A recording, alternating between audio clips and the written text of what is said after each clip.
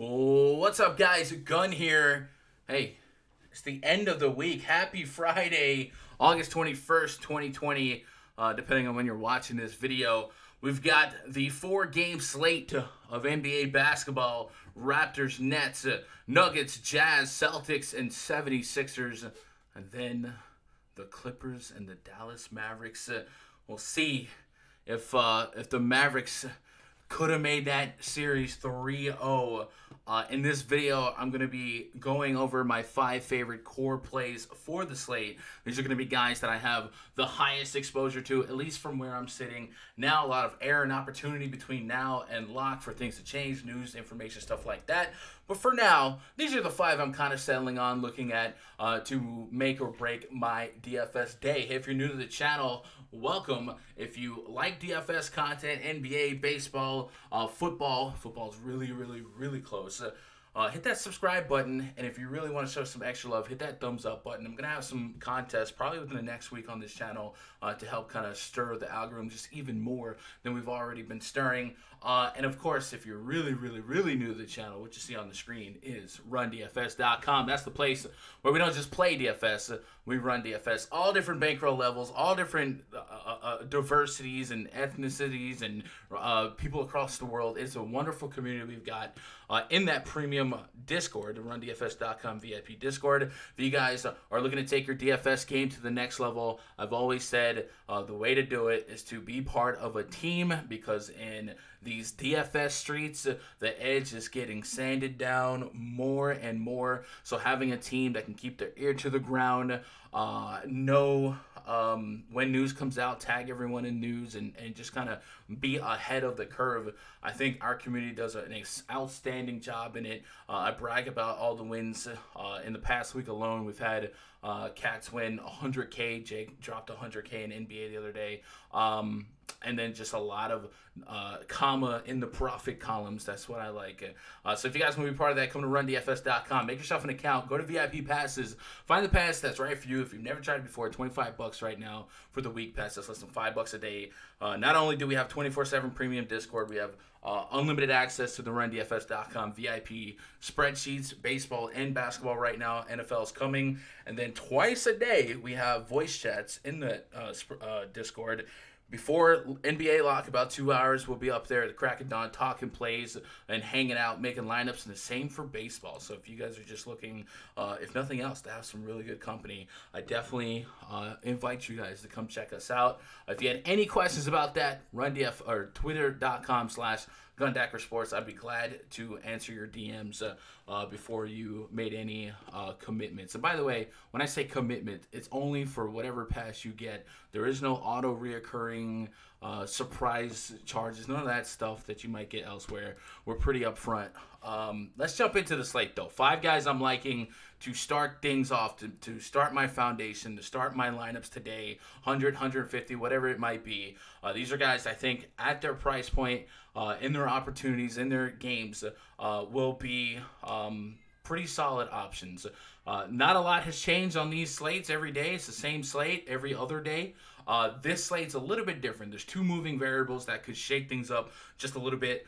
First of all, Mike Conley expected to be back, so he's going to start us off. Mike Conley had to leave the bubble for the birth of his child, came back, he's going through quarantine. He's expected to clear quarantine for this game, so it's not like he was out with injury or anything like that. He's been back in the bubble. Maybe he's been in that gym on the treadmill before having to leave the bubble in games that meant something. He was seeing 34 minutes, double-digit shot attempts, playing well. And at 5,900 on DraftKings, I'm looking to get to the north side of 30 fantasy points. I think there's a strong range of outcomes that happens here. So I really like Mike Conley. He's averaging 39 fantasy points on the season against the Utah Jazz.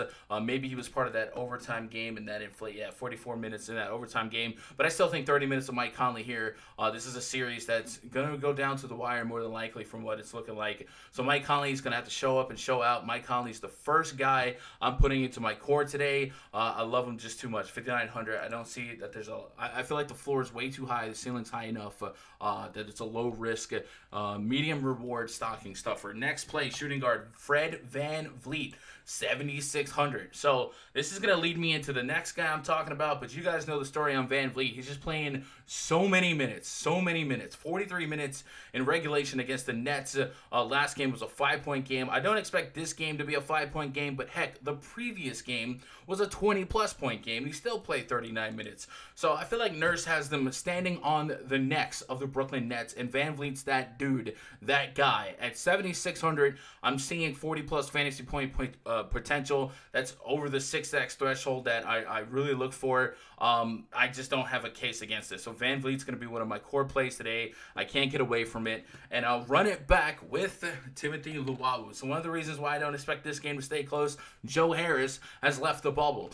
Just to kind of paint a picture for you aesthetically, Joe Harris is probably the number 2 shot taker, number 2 scorer on average behind Caris LeVert, all things considered in this situation, right? No Dinwiddie, no Kyrie, guys like that. Joe Harris represents double-digit shot attempts. He's their best shooter, best three-point shooter. He will not play. He's out of the bubble. That's going to open up 33 minutes of opportunity. And it seems like right now we can look at guys like Garrett Temple and Timothy Luwawu. Maybe you get really cute like a Tyler Johnson, but I'm going to lean on Timothy Luwawu here. He's a small forward, power forward option. He's 4,600. I only need about 25 fantasy points to feel like I got a good deal, and I think 30-plus is a range of outcome that we can admit is a realistic median range of outcome. He's been chucking threes.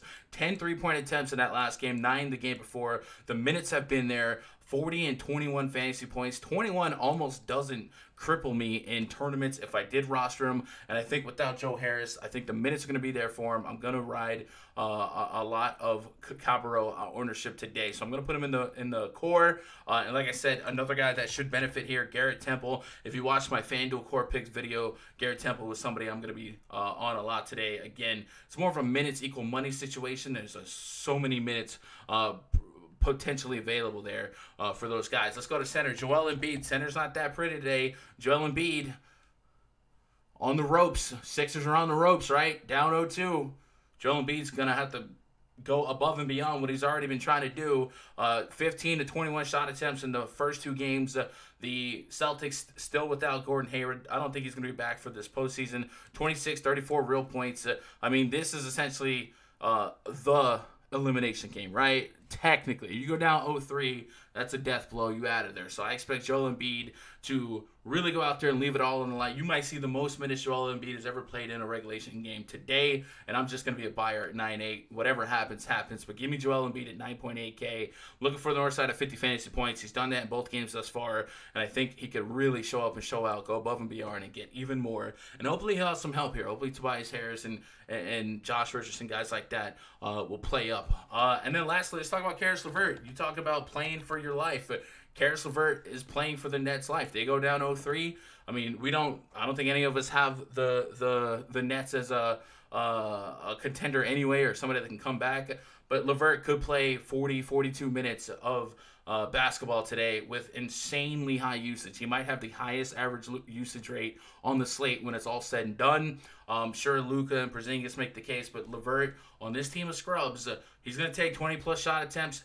The double-digit assists have been there the last 2 games. The rebounds have been there. The minutes are there. 8,100. I'm looking for the north side of 40 fantasy points. It may not be a pretty 40-plus, but I think 40-plus is there. And if he's really, really, really, really on, and that team is, kind of surprising. That's been kind of surprising lately. That last game was closer than a lot of people thought. That G League team beat the Bucks A squad a week or so ago. I'm all about some Caris LeVert today. So that'll give me 5 options that I'm digging quite a bit. Mike Conley, Fred VanVleet, Timothy Luwawu, Joel Embiid, Caris LeVert. When I roll that, I still got 4,600 per position left. There's going to be a couple guys in the 4K area that kind of rise as potential options just based on minutes played. Like Matisse Thybulle is not somebody I'm in love with, but at 3,600, we're getting 25, 30 minutes, sure. I think Royce O'Neal is still in the 4K area, 4,100, yeah. So there's still going to be some options down there. But these are 5 guys I'm digging a lot. I could certainly see myself having the most exposure out of all the players to these 5 guys. And that's where I'm kind of married to here. If you guys got good suggestions, or if you guys agree or disagree with some of these picks, let me know in the comments below. Again, show me some love. Hit that thumbs up. I would surely appreciate it. And if you haven't been a part of the live streams, we've been doing live streams after the last game on the slates. A little bit of a late show, right? 11 p.m. Midnight Eastern. Look for those. Be part of that. Jump in chat. I love interacting with you guys and just talking DFS. It's literally my favorite thing to do. Anyway, I appreciate you guys stopping by. I hope you guys crush it. Good luck. God bless. And go win some money.